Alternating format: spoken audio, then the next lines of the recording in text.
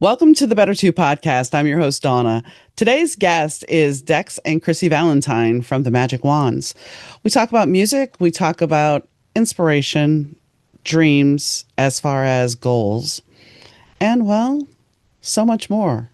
So tune in. Slade Lake saved her life. Now Alex Camden's the one threat he can't eliminate. Alex is a liability, classified, compromised, and alive when she shouldn't be. Slade's Navy SEAL team rescued her from a black site. His only job is to protect Alex, but she is no ordinary asset. She's a walking enigma with secrets that could start wars. They're trapped together, hunted by enemies, and betrayed by their own. The longer they run, the tension builds. But getting close to her is a mistake that could cost him the mission. Loving her could destroy them both. A thrill ride of danger, deceit, betrayal, and a passion that burns as hot as the sun.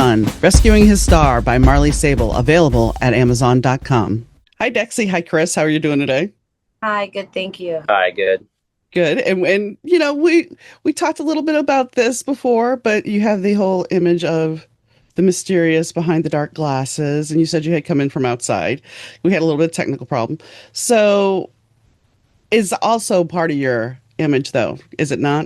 The sunglasses and being mysterious a little bit? That whole like camera steals your soul kind of thing. Yeah. So, and do you really subscribe to that? Honestly? A little bit. Okay. No, it's fair. It's fair because we have so many things in the world that, you know. I think it makes it a more special occasion when we're not wearing our sunglasses. If we wear them all the time. Not to mention you can get away with going incognito a lot more often by taking them off. Yeah, that's true.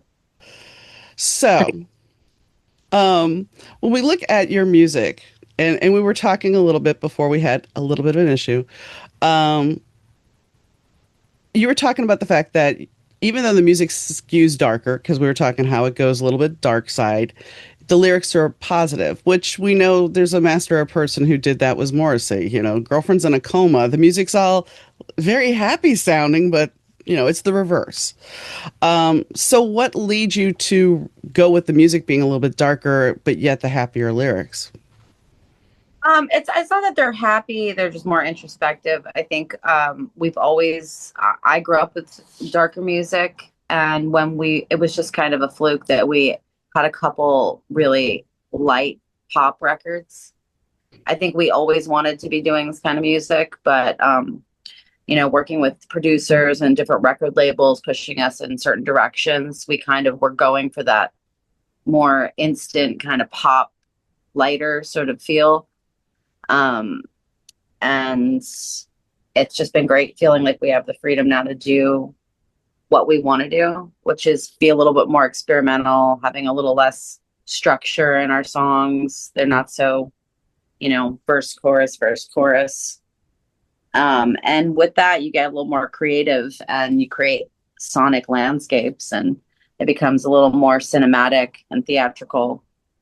And with that, you start, you know, it can sound darker, but this album, you know, it is kind of a journey. There's moments of darker songs and then that lightens up a little bit. Like Time to Dream, I think is pretty true to our old sound, which is a little bit more lighter.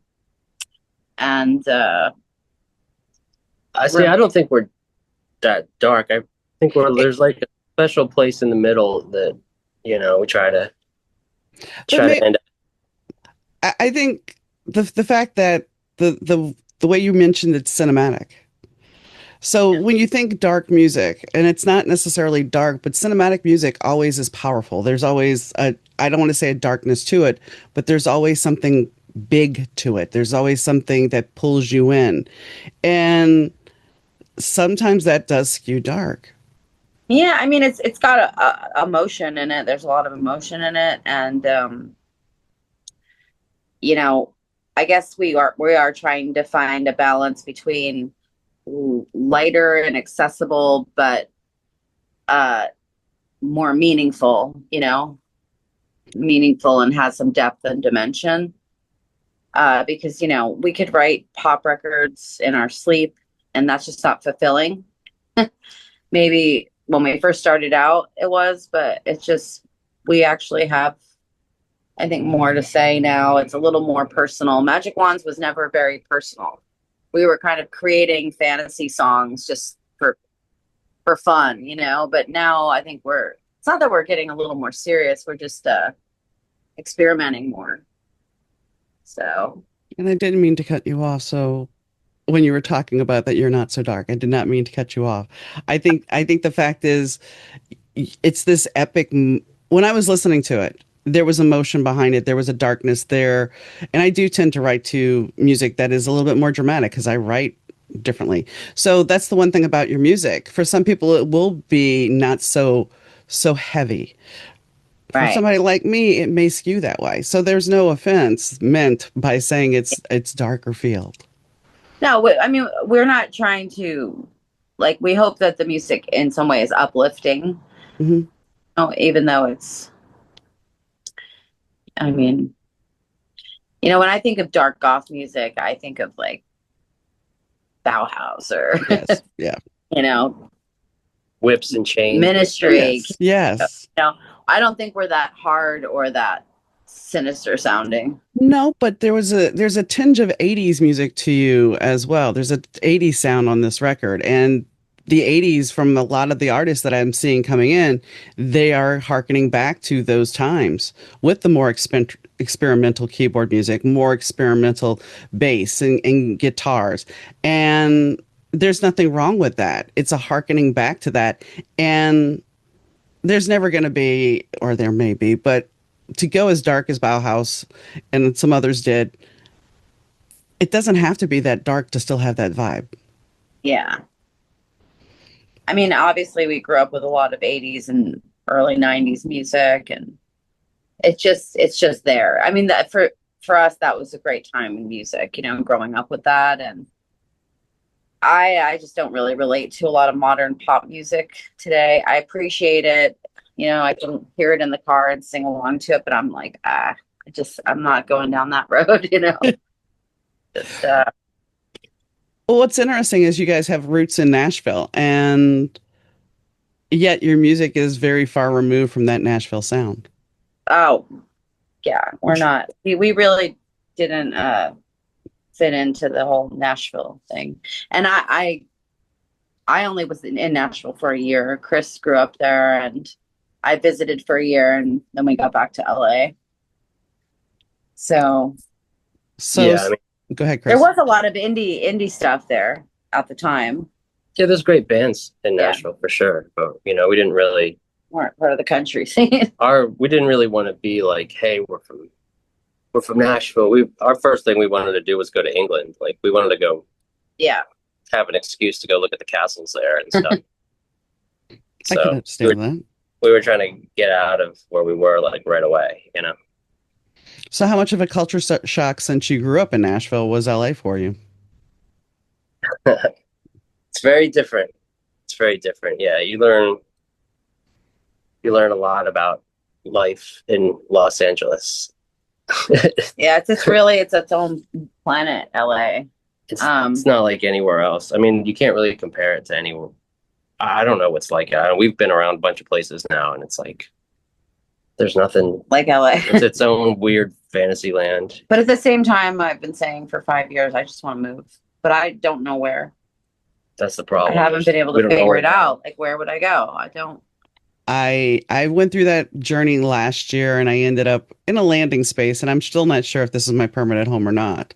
Where are you? I am outside of Chicago, about 100 miles outside of Chicago now, in a smaller town north of Rockford and a little bit south of Wisconsin. But the funny thing is, I was working at a shop doing tarot readings and stuff like that. And I kept joking because I was teaching classes there. And when I wasn't at home, I was there. And I kept joking that it's my home away from home. And in the process, I'm still trying to figure out where I'm going to go. I have no idea where I'm going to go. And I ended up buying a place in that town where the shop was. The shop's no longer here. But I ended up buying. So I'm like, did I manifest this? Because I kept saying it was my home away from home. But I was very much like you, and I'm still that way. It's like, where am I going to go if I go? Where it feels like home. Have you tried LA? I thought about moving out to LA back in 2003. I came very close, and I did not do it. I even had a job offer to, it wasn't in LA, it was at a place, as some people call it, the armpit, Stockton. But I didn't take it. I met my husband and he said, "Why are you doing this?" And yeah, here we are. Or here we were, because he's gone now. But You read tarot. That's cool. thank you. Yeah, I mean, it's something I learned how to do. I grew up in New Orleans, and and speaking of places that aren't like normal places, New Orleans is the same way. New Orleans is very different than most towns. We've never actually been to New Orleans. Have you been there? I've been to the other one that's close to New Orleans, the one right next to it. I don't know. Yeah, I don't think I've really spent any time much in Louisiana. I've been to Baton Rouge. Okay. That's not like that's like an hour and a half away, but I was like, right next door. I'm not sure. Even Baton Rouge, though, is far removed from New Orleans. It's a different feel, different vibe. Yeah. So if you could go anywhere in the world, where would you go? I mean, besides England, because yes, I would like to go to England myself, but where would you go? I don't know. There's places in Europe that we've done a lot of tours, but there's places in Europe we still haven't been to, like Rome, or Vienna, Austria, or I'd like to go to Prague. Ireland we haven't been to. Yeah, kind of places like that, I guess, would be ideal. Maybe Japan one day. What was it like when you got that first call saying, "Hey, we want you to come over here to perform overseas"? That was a long time ago. Oh, I'm sure, but I'm just saying, do you remember the feeling of it? Was it like we finally did it? I kind of honestly dreading it, because I did not. There was a period in my life where I didn't like flying. Was one of those. I cannot get on a plane. Understand. I just didn't like it, but I did it, and I got used to it and got over my fear of flying. It was really fast, kind of, though, like, because we started off and we just, we got together and recorded like our songs that we both had that we thought would, like, this is our sound now. And then everything just happened really fast. And we had a UK tour within like 6 months of like just recording like songs that we thought were demos, So we were already in the UK, and not just like club shows, like big shows opening for some like pretty big bands, and we played on the BBC, we played on like radio stuff, I don't know, it was like very overwhelming, like really fast. So and we ran the other way. And we just that's not why we make music. We were not like, oh, we want to be famous and we want to, we really just like putting out music and like to be at our own pace. And I'm not someone that can be easily controlled and told where to go, when to go, because I have to feel things out. I'm guided by my own intuition, and if something feels wrong, I don't want to do it. And that really doesn't work when people they see you as a source of, income, and they want to just push you, max you out so that they can, get you in the top of the charts and get you on the biggest things. Like, that's all fine, but it was just way too soon for us, because I just left LA. I left my band in LA. I was going to Nashville to just kind of do music for fun, not for a career anymore. And somehow we just put music out. When you don't want something, every opportunity in the world comes flying out the door. So I was like, well, I guess we'll try it. And we started to try it, and it was cool. But I'm much happier now. We are at our own pace. We can do whatever we want, and we have a really supportive label on board that like gives us freedom and stuff. So it's great. Well, that's the thing nobody thinks about. They don't think about all the other trappings that come with fame. They just think, oh, well, I'll be famous. People will know me. I'll have money. They don't think about everything that comes with it, because then you lose yourself. You're being told constantly where you have to be, what you have to do. This has to be done a certain way. I mean, you even lose some of your creativity, do you not? Oh, you do, because, if we want to record a certain way, and maybe we want the vocals more buried in the mix, and we want to use a lot of effects and stuff to create an atmosphere, most labels and producers are opposed to that, because, they want it to come across pop, they want to hear the vocals really up front, really dry. And for me, that just kills the vibe. We've had a lot of arguments about that with our people we've worked with about how things are. Everyone has an opinion, you know. Yeah. So it's like, the more you're working on it, it's like. Well, a lot of people don't want to hear a strong opinion from a woman in music. You know, it's very male dominant industry, and I've always been very vocal about what I want, what I don't want, what I like, and you'd think you would get some respect for that, but I had a lot of struggles with people getting upset because I had such strong opinions. You know, it's like, oh, you're ungrateful, you're a diva, you know, you're difficult, you know, it's like, whatever, you know. I know what I like. I know what I like though. And I really, I don't know. I guess I've just always been in that lane, you know, where even in school, I just couldn't handle being told what to do, you know? So I kind of just, you know, march to the beat of my own drum like most Pisces do, you know? But the thing is, when you are creative and you see a vision and it's not coming to fruition, it's going to get to you too. I mean, you have people, go ahead, you know, people are telling you, this is what you need to do. And all they're looking at is the bottom line. And you can take this out of, when I was a supervisor in insurance. So I was a claim supervisor at one point, and I'm sitting in a room full of actuaries. So all they are is money men. They have no concept of what is really doing. So they want to write a book. And I know people are, I'm going to try to explain this as best I can, of high risk people. So high risk auto accidents. They have numerous auto accidents. They have SR18 or whatever it is.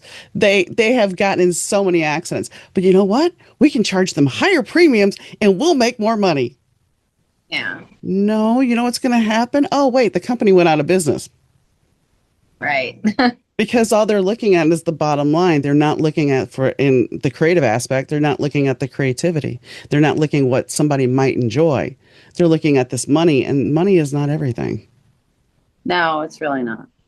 Yeah, like in the beginning, it took us 2 years to get our first album finished. I mean, trying to get the music to have the right feeling is really hard to explain when you're making something and it doesn't feel right yet. And you know what you want to change, but it's hard to articulate it, especially when you're not in control of the recording process, which in the beginning we didn't have a lot of, we didn't have our own studio and things like that. Now we're much more set up. We can do all that ourselves. So we don't have to answer to anybody about how this should sound or that should sound. But, you know, in the beginning, it was a lot of fights about things and trying to get it to feel right. And it's like baking a cake, you know what you're supposed to taste like, but you can't explain the ingredients to somebody when you're putting it in and someone's saying, do this, do that, you know? So, you know, it's part of it, but it's just, you know, we did pretty well though, for the most part on a lot of things, but there are things I would change, you know, in retrospect, but. Yeah, for me, it's definitely about a feeling. And it's very hard when someone else is in control of mixing or they want to put the levels of instruments. Like if it doesn't feel right, I am having a breakdown. You know, the mixing is so difficult. Even when Chris is mixing, we go through so many different mixes until it gets right. Because, you know, but he's the best mixer I've ever worked with. And he's really learned a lot over the years. And now he can mix our album, which is very perfect to my ears. There's always things we can improve on, you know, with what we're working with. But back in the day, I would have just breakdowns. I'm like, this is not how it's supposed to sound. That's why we ended up coming to Los Angeles initially from Nashville, is because we recorded the first EP we ever did, like our professional whatever, in a studio. We did it in New York. Yeah. And then it was supposed to be mixed and it got sent to a guy in LA and he was sending us the songs to Nashville. And we just kept going back and forth. And then finally we were just like, we just got to go to LA and just go sit down with them because this is not working, you know? So it's frustrating when you hear something in the first 2 seconds, you want to throw your headphones across the room, you know, because it just doesn't, it's not the right feeling, you know? I remember sorry. Go ahead. Oh, when I first came to LA, I remember I saw David Lynch speak and someone said, how do you know when you're done, when the movie's finished? And he said, when it feels right to you. If it doesn't feel right to you, it's not going to feel right to anyone else. So I've kind of lived by that ever since I heard that. It was just so impactful to hear that, just being new to LA and very young and listening to that. I was like, okay, so if it doesn't feel right, and that's so true. Mm-hmm. You know how I know it feels right to her is when I play her something and her foot starts tapping. Okay. I watch her feet. And if they're not tapping, I know I'm in trouble. But see, that even I've done readings so I've done events and I'm doing a tarot reading and I will read for somebody. And at my core, because I usually don't ask many questions, I'll ask them, does this feel right? And they're like, no. And at my core, I already knew this. That's why I asked. Because you just know there's an instinctual feeling when you know something is right. And you have to trust that. When I was, as you were talking about working with somebody that doesn't see your vision, that you really need to sit down and talk to them. When I first got my logo done, I'm explaining to her that I want it done like the Three of Swords, and I want a bass head, I want a microphone, and I want a quill for a pen. And she came back with this wild looking thing. And in fact, one of the little microphones that she drew looks like a smiling sperm. And it's like, nope, that's not what I need. So this went back and forth, but it's frustrating because you see your vision and somebody else maybe can't carry it out. Right. So that's why we had to learn to do it all ourselves. Mm-hmm. Mm-hmm. And I feel like, this last record definitely translates our vision. Yeah, this is the best, I think, that we've got it to come out, how we would want it to sound. But then again, in 5 years, I might look back and be feel like, different. This sucks, yeah. Because my last record I felt like this really delivered what we were going for. And hearing it now, a couple of years later, I see where it could have been different in certain areas. So it's just crazy how it changes over time, the longer you have away. But we're always our own worst critic. Yes. Yeah, exactly. No one hears what, we would be picking apart about things or whatever. I know, people, you listen to people hear the whole. It's like when it's like we're in the painting and it's like it's hard to step back and look at the painting when you're in the painting, Mm-hmm. Same thing with writing. You can't see, you have to step away from it in order to really know if it's true or not. So how has social media made your career? Has it helped it or has it tied it up more, made it more of a process, a harder process to connect with your audience? We are just so not that big into social media. It's painful. I don't know. Yeah. We've been making videos. We put them on our YouTube channel. We have our fans that check them out, but to do I can't keep up with it. You've got X, you've got SoundCloud, you've got Bandcamp, and you've got Instagram and YouTube and Spotify and I don't know Blue Sky. I mean,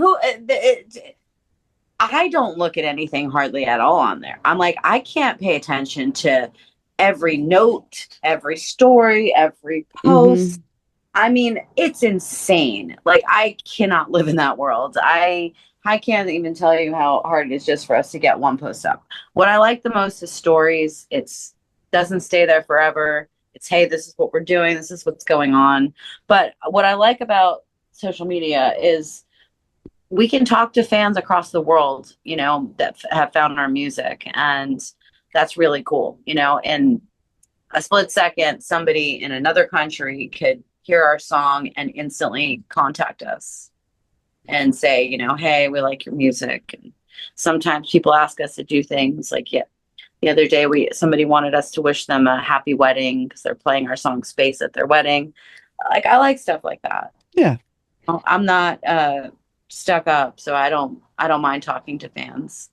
We haven't had too many problems. There's been a couple crazy ones that are, it's like block, it wouldn't be the world if you didn't have some craziness. Yeah. But yeah, just to maintain a day to day. Like I'm not trying to, I don't want to be an influencer, it's not my I'm thing. amazed at some of these other bands that post things all the time. I see it once in a while and it's like, wow, like I don't even know. Like I haven't even opened the app in 2 days of it, Instagram. Like I don't even know what's going on. And Yeah. somebody else posted like 4 things and I don't know. It just doesn't, we kind of like hide, like our song kind of hide out and pop up once in a while. Well, I mean, everybody's like, you need social media in order to make or break your career. And I'm not sure that's true anymore. I think people are getting burned out on it. And they really are. And you know what makes or breaks your career is the songs. If people like the songs, they're going to share them. They're going to spread them. No amount of, anything is going to, I mean, yeah, it puts it out there a little bit more, but people aren't going to like it just because it's out there. They have to like it because they like But it. other people will do that for you. They'll do the social media for you. Like our job is to just do our songs like we've always done, and everything is secondary. I mean, to be honest, when I first listened to the record, which I guess was about 2 weeks ago, I was posting about my book. So to create a story or a reel, I ended up throwing one of your songs on there. It works for me for publicity, but it's also putting your music to a different audience that may not be aware of it.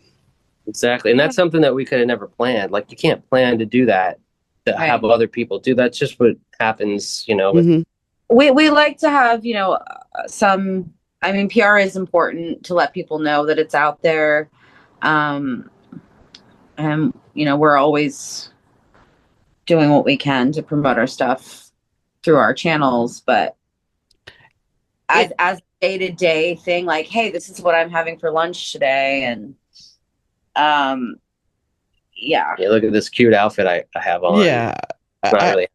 We're so like about just the music, I know a lot seems to go with it now, like more than ever, like fashion and like branding and all that stuff. We're not doing it. We're not really doing that. Yeah. I mean, I posted a picture of a squirrel that was hanging out in a tree yesterday, and then last night I got to see the Northern Lights. But otherwise, most of the stuff is either about my book or the podcast and I don't try to do it all the time because it's too much. It really is just too much, and you can't be creative if you're constantly trying to market yourself. No, see, I love nature. So I will post on my stories like all the time, sunsets, full moons, the ocean and, coyotes running down the street. I love animals and I love nature. I care more about that stuff and connect with that more than I do with like, whatever else is going on. So that's got to be a little bit tough for being in LA. I mean, I know you have the beach and I know you have amazing sunsets, but there's also I've been there. There's a very urban feel to it. So that's got to be a little contradictory for you being there if you're more into nature. It is very hard. I say this all the time, like how and why am I still living in this jungle, like concrete jungle, It's like, it's too...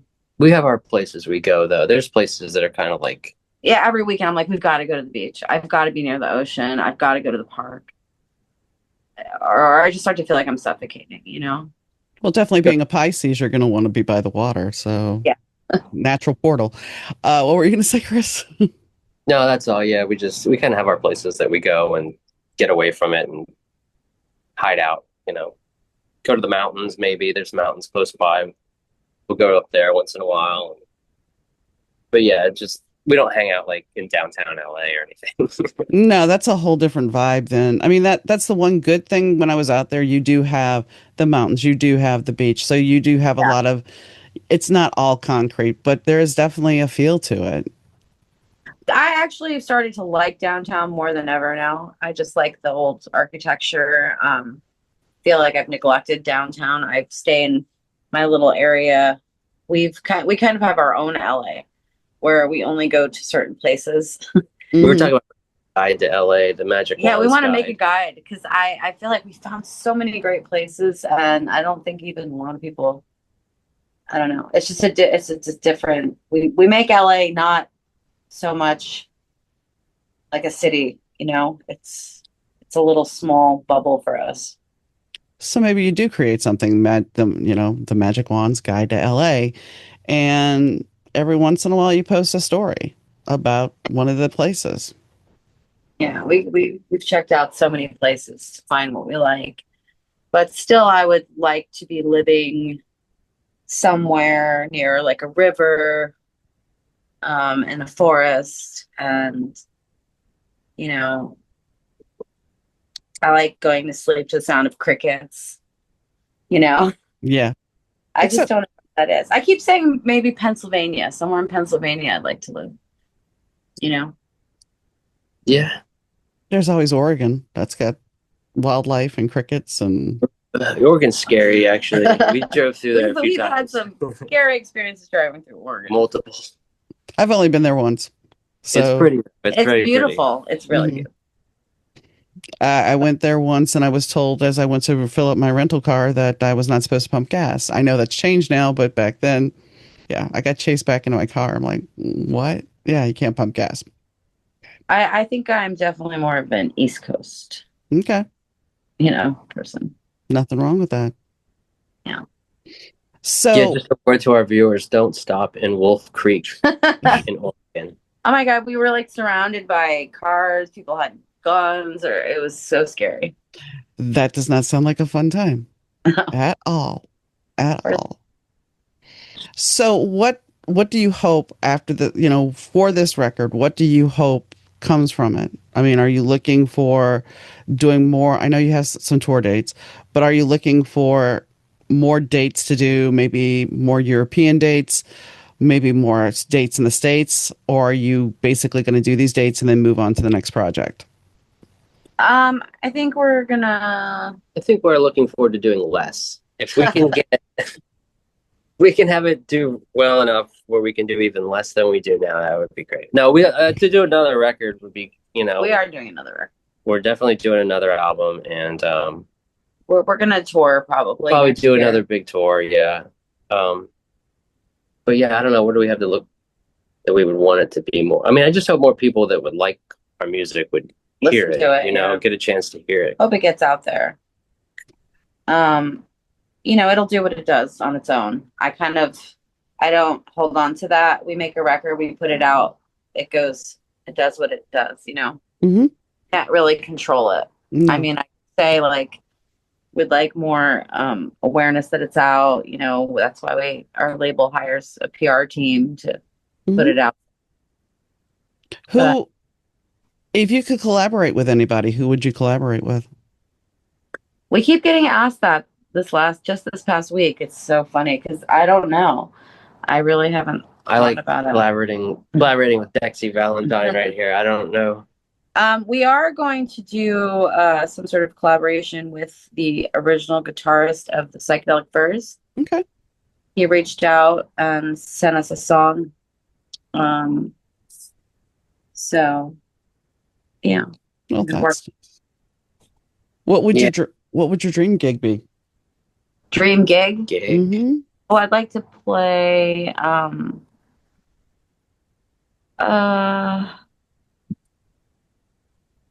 Actually, I'd really like to play an outdoor theater, like massive outdoor theater somewhere in Europe that's all made of stone. So like the Red Rocks of Europe. Something like that. On a summer night, Yeah, or like the Hollywood Bowl. I love playing outside at night. I like looking at the sunset or the stars when I'm playing. Or the moon, Mm-hmm. That would have to be a pretty amazing thing to be in nature and still be creating. Yeah.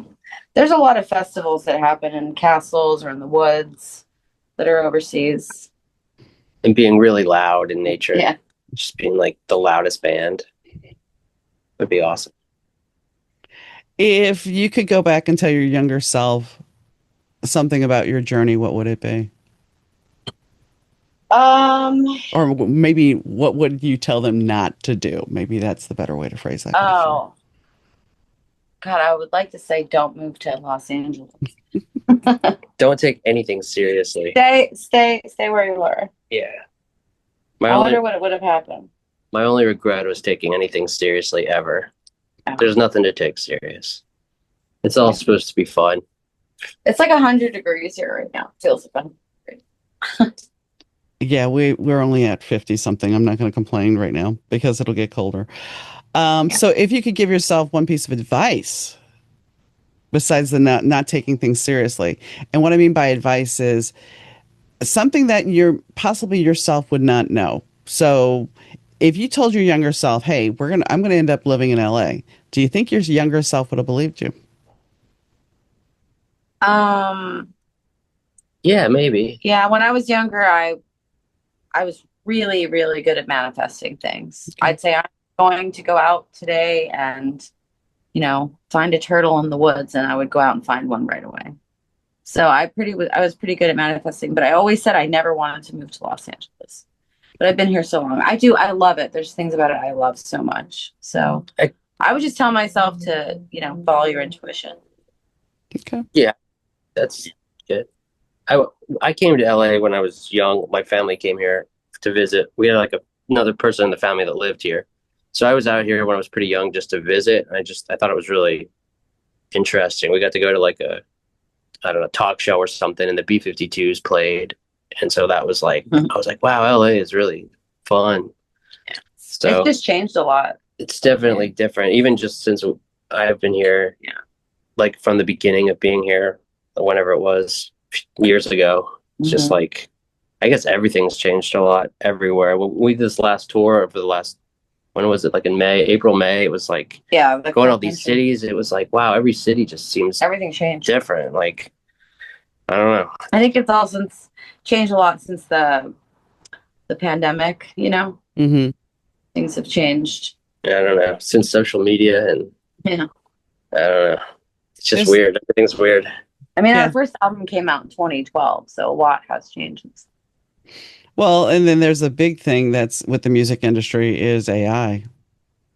I mean, how do you feel about competing with that?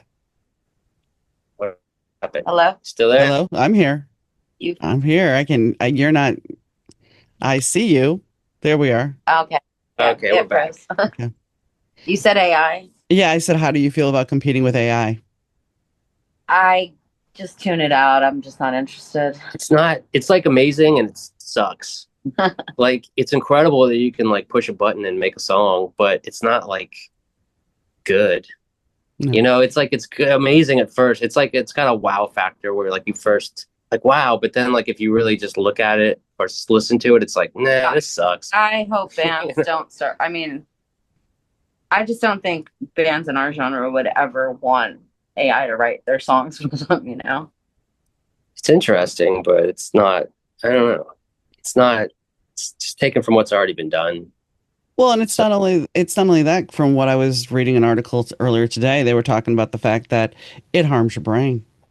I mean, you're taking away your creativity, you're taking away your thought process to save time. Right. Yeah, exactly. You gotta go. The real gold you got is your imagination, what you can imagine. You don't want a computer to imagine something for you. But I mean, as a tool, maybe you could use it for something. But I don't know. It just we don't. Like for us, it's just seems so foreign of something to work with for our music. Yeah. Oh, I get it. So, I mean, I can't say I haven't asked ChatGPT recipes or, I don't really like it, but I don't hate ChatGPT, Well, yeah, if you want to find out who won the baseball game 5 years ago, like sure. It's the same as Google, if you just go on Google and ask something. But here's the thing. I've seen Google, because Google AI comes up automatically and it'll answer something. And then if you actually look at an article, it's completely wrong. Wrong. Oh, Yeah. is it? Yeah. Oh, yeah. I think they do that on purpose. It could be. It can't be. They probably have a perfect version somewhere where it answers everything right, but they give the general public the one that screws up every 3 answers or something. So what made you decide that you wanted to do music? How old were you? I mean, was this something that was always part of your life? Yeah, I think so. I mean, my grandfather played piano when I was a kid, so I started playing piano when I was about 3 or 4. And then I taught myself how to play, and then I ended up taking lessons. And then I taught myself how to play the guitar when I was about 15. I just always wanted to do music because I thought it was a good way to not have to just go work a regular 9 to 5 job, Mm-hmm. And I would have rather just chosen the life of the starving artist than going to a job I didn't want to do every day, Doing something you weren't passionate about will kill your soul. Yeah. Yeah. I can't handle fluorescent lighting and Yeah. Yes, pretty much kind of the same. Like my dad had a big record collection, so just like listening to music when you're young, and your dad plays. and my dad played music. He had a band he was playing, so I was around music my whole life. My whole family did music stuff. Yeah. So it just kind of seemed, and plus it's like nothing is as immediate as music. Like right away you get a feeling of something, whereas other types of art that are cool or interesting, they have like more of a slow build, or I don't know, even painting, it's like music's like so immediate, and it's just like you like it or you don't right away. And just so much music you hear and it's like, oh, I love this, or you got to hear, and then I like to listen, you hear it, like I want to hear it again, I want to hear it again, I listen to the same song 1,000 times, so that's kind of, I don't know, and then you decide what you like about it and what you don't like about it, and then all of a sudden you're making music. All of a sudden you're at your friend's house and you got a 4-track that starting you a band in borrowed. the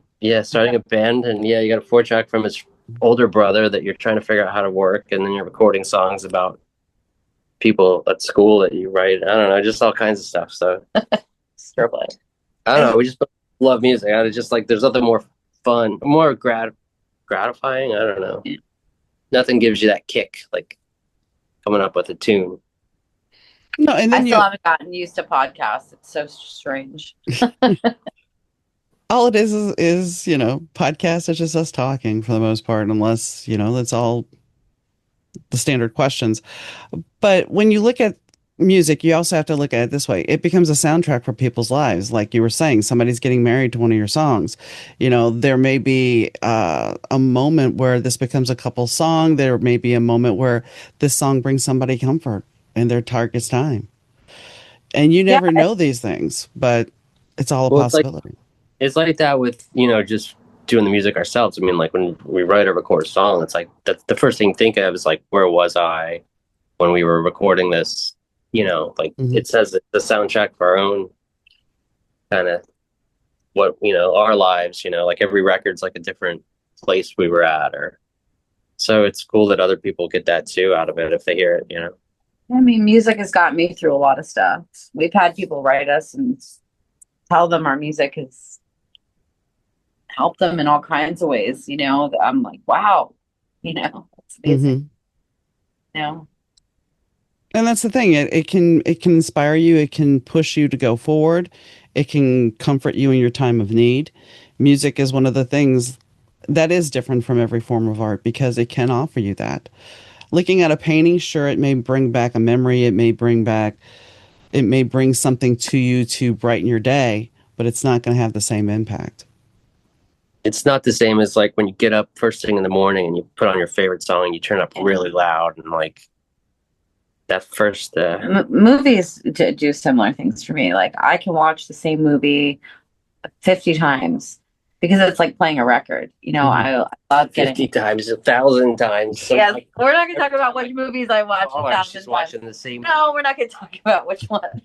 I mean, I have watched certain movies. Like people will come over like 2 years later. You're still watching this movie? I'm like, it's like I'm playing a record that I absolutely love. I love getting lost in this movie. It's comforting. Well, that's exactly it. There's a psychological study that says if you continue to watch a movie or TV show over and over again, it's for comfort because you don't have the mystery of, well, this is going to happen, or this, you don't have this whole figuring out process. What's going to happen. It brings you comfort. You can control. I know every word to this movie, every word from beginning to end. I'm not going to say it is, though. I used to be able to recite Star Wars because after my parents split, I would say, Dad's like, well, what do you want to do today? I want to go see Star Wars. So I could recite Star Wars to you back in the day. So you know what I'm talking about. Mm-hmm. In that movie, those first three movies are the good ones. Mm-hmm. Quite a few times myself. Yeah, I think before it ever came out on video, I think I saw it 20 times at the theater. Not just with my dad, but my mom drugged me to see Saturday Night Fever. And then she realized that they were going to have sex in the backseat of a car. So she's like, you can go see Star Wars. I'm like, okay. So I went upstairs and snuck and watched Star Wars.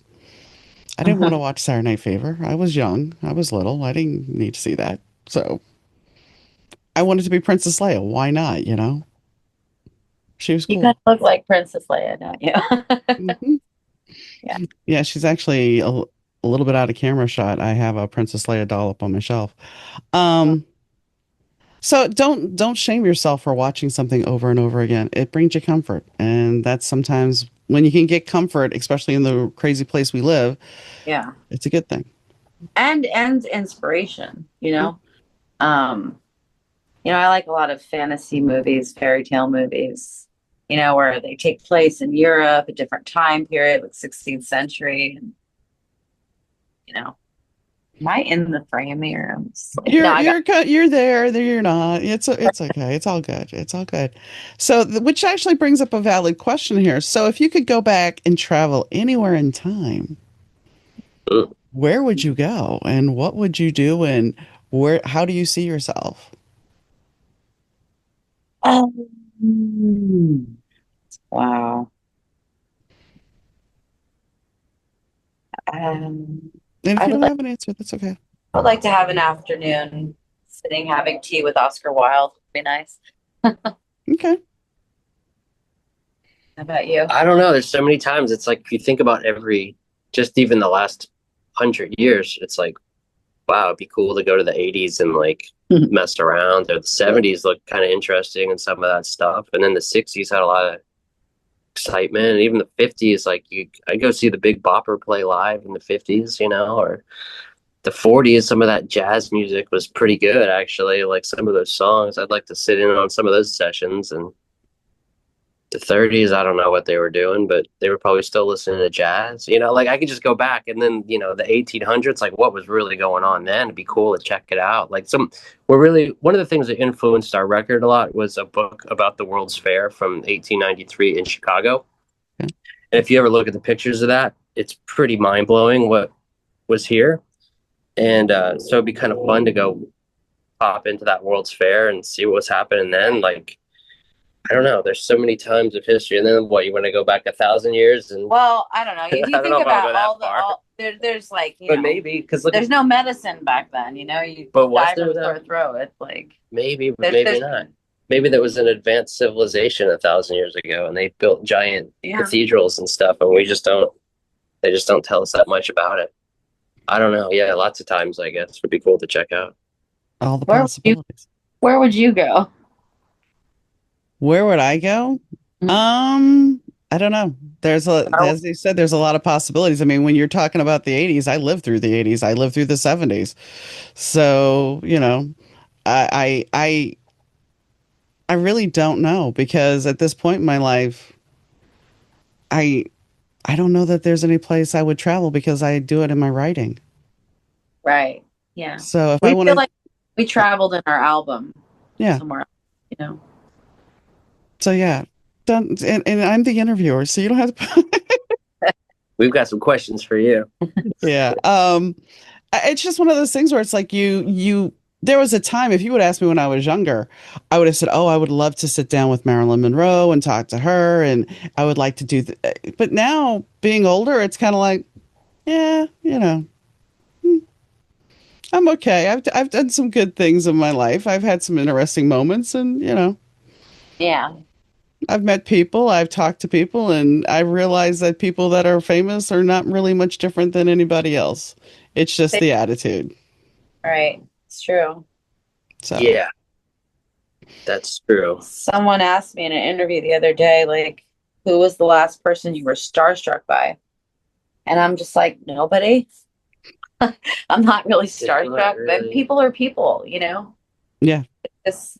I don't know. I think when I was a kid, I will like, ooh, starstruck. You see, that would be crazy to meet that person, but it's just they didn't seem human back then when you're a kid, but now they do.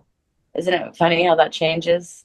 We see people all the time living in Los Angeles. They're everywhere. You go to a grocery store or something, and there's that one or that one. And it's like, oh, okay, they're buying some. It must be so uncomfortable chips to be that famous. I think I'd freak out. I went to school with a kid that was in Close Encounters. And so it was just kind of like, and that was in New Orleans, and he was a little arrogant at times, but the whole fact of the matter was, I was best friends with his brother, so it didn't matter. And I didn't see him like, oh my gosh, yes, I wanted to be an actor, but it wasn't like, I didn't really think anything about it. And I've met the people that I admired the most, I met, and it was just kind of like, Do you have a cat right there? Yes, I do. Is that a tortie? Yes. Oh, I have a tortie. That is Miss Chloe. Whoops. Oh my God, I have to send. You should see my cat. Kind of looks like Mau Mau. Yeah. Chloe was she showed up. She was my neighbor's cat, and at my old house, and she decided she didn't want to go back to my neighbor. 3 times she went back home, and she came back. So yeah. Mm-hmm. Nice. So yeah. Is there anything that we haven't talked about that you would like to add? No. I think we're good. Man, I just hope everybody checks out the album and gives it a listen one time, and hope they get a kick out of it like we did. I'm sure they will. I always put links in the show notes for it too. So what about you, Dexy? Anything? Well, we're gonna start working on the next record. Okay. Maybe it will be a little bit lighter. I mean, no offense. It's like I said, your music's big, and that is powerful, and sometimes that skews darker for me. But that's me. So. It's like when we're doing it, you don't really decide. It's hard to, like, some things, like if you're gonna build a house, you're gonna be like, this is what the house. You got to do all the blueprints and stuff. But doing music, it's like, it's kind of just like build as you go. Yeah, it's like, how does it feel as you go? Like, what's the next? It kind of does it itself. Like, you don't plan it, so it's not like, oh, this is trying to be dark or this is trying to be this. It's just kind of ends up fitting whatever there's a mood that comes out from whatever you're feeling that day, and it's just. Yeah, but it is interesting, as you seem like you're psychic and, you said you read the cards, what is drawing us to a more darker element, But that's a good question. Well, here's the thing, though. You also have to look at this. You're a Pisces, so you're naturally intuitive. You're also going to be a little empathetic, or empathic. So what is around the world right now? Is it all love and light and fairy tales and romance and chutzpah? Or are we, McDonald's, let's think about this. McDonald's went from the happy place to looking like, let's paint everything gray.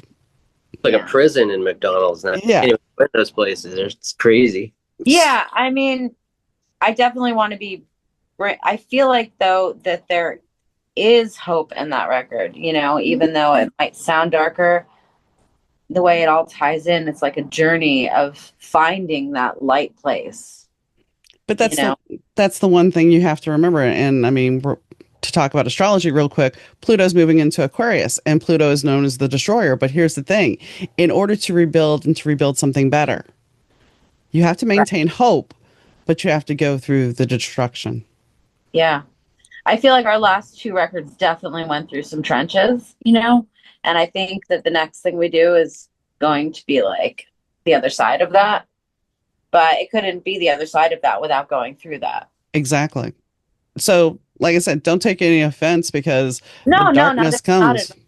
But yeah, I think I think if you can create powerful music that resonates with people to get them through this, that's what matters. And yeah, and hope is very important to have. I feel other people, I wanted, because a lot of people go to that place that I was in when I was writing it, and normally our other music just wouldn't really relate to anyone going through certain things, you know. I think everyone goes through periods of introspection and, you know, sort of looking for a sort of feeling or a time that's been lost, you know. And it's kind of like making that record was like, okay, I'm gonna go reclaim this stuff and put it into this album, and then that's it, you know. Once it's out, that's it, you go on to the next thing. But having that avenue to allow yourself to explore, it also becomes a healing tool for you and anybody else that's listening. Right. Yeah, I mean, the music always has to be, at the end of the day, like, there has to be like beauty in it. I feel like that even if things are dark or whatever, it's gotta like, There's always stars shining we in the always dark, aim you know. for like a Yeah. beauty. There's like a lack of, not a lack of beauty in the world, but it seems like there's an effort to like, you know, shut down, you know, put a damper on Diminish. things that are beautiful. Yeah, exactly. So we can have a little bit of that, and I'm happy. Musicians need to give the world hope sometimes. Yeah, And I just don't, I can't really skim the surface of anything anymore, you know. I'm always going down as far down as possible to see what's there. I completely understand. So I thank you guys for coming on. Thank you for having us. Thank you so much. Yes. When Dexy and Chris talk about having their own LA, I think that happens to all of us. We get into these little bubbles of our places we go, the places that bring us comfort, especially with the stress of the world and the way things feel not so controlled now. We have to find those moments that actually offer us something of peace, of our own little protective bubble. And, you know, I've moved and I have some places that I go to, not very often because, you know, cancer and everything. But it's a comfort, you know, I guess about 3 or 4 houses ago now, actually it's 2, but there was a Trader Joe's there not too far away. And once they put that in, my husband and I would go there, and we went there so often that the people knew us. We had a restaurant that people knew us.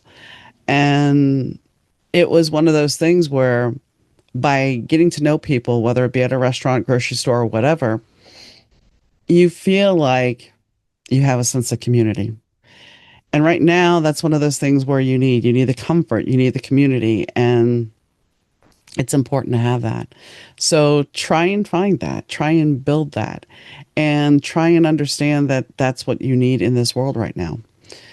As far as the Magic Wands music, I definitely would check it out if I were you. Like I said, for me, it's something big and it's something that I can write to. And it's important that you kind of embrace that. Because music isn't something that is, you know, sure, it can be background. But when music has a message and when it's something that is powerful, it can make us feel things and it can challenge us. It can give us hope. And just because it feels one way to me doesn't mean it's going to feel some way to you. It'll feel something totally different, possibly. It's got an 80s vibe. So if you like that, definitely check it out. And, you know, I think them looking at how quick they rose and then realizing it was too much, that's something that a lot of people need to learn, that maybe sometimes what we think we want, we don't really. And that it's better that we didn't get it. And if we did get it, that we made our own personal choice to take care of ourselves. Because sometimes we get lost in a job, and it can be a normal 9-to-5 job. And we lose ourselves and we don't realize the detriment that it actually puts on our body, our psyche, our soul, and our heart. So today, if you find yourself in a situation where you feel overwhelmed, ask yourself, what's making me feel that way? And how do I fix it? And I guess ask the other question of, you know, the question that was posed to me was what the one I posed to them. If I could travel back in time, and if I look at traveling back in time, it would be to fix something that I did wrong, something that still haunts me to the day. It wouldn't be to go meet anybody. It wouldn't be to go, you know, observe things. I'm sure it'd be interesting. But I also know that if I made a different choice, things might be different. So there's always that moment of, introspection. And like I said, while it would have been cool to talk to certain people, at a certain point, you realize it's just a conversation and you know a lot enough already. But so today, if you just want some kind of mind game to play, think about it. What would you do? Would you go back and be like quantum leap and change things and stop something from happening? But here's the thing, if it's really meant to happen, it's going to happen anyway, just at a different time. And then, of course, we also have the thought of there's multiverse, there's multi timelines. Maybe you're in a different timeline and life is all, wonderful. And then again, maybe it's not. Who knows? Because apparently time is not linear. It's all happening at the same time. So on that note, now that I've gone off the rails and you're going, what the hell? Well, it's fun time. But I think we can explore a lot of things in our own realm without even going back in time, because there's a lot of different avenues to explore here. There's a lot of theories, and some of them may be true, some of them may not be. It's up for you to determine, because maybe we're living in the Matrix, or maybe not. But you never know, because sometimes fact is stranger than fiction. So on that note, I hope you enjoyed the show. I thank Dexy and Chris for coming on. I thank you, the listener, for tuning in. I thank Fast Susie for the intro and outro music. And no matter when you're listening, morning, noon, or night, I really do appreciate it. And I'll catch you next time, guys. Bye.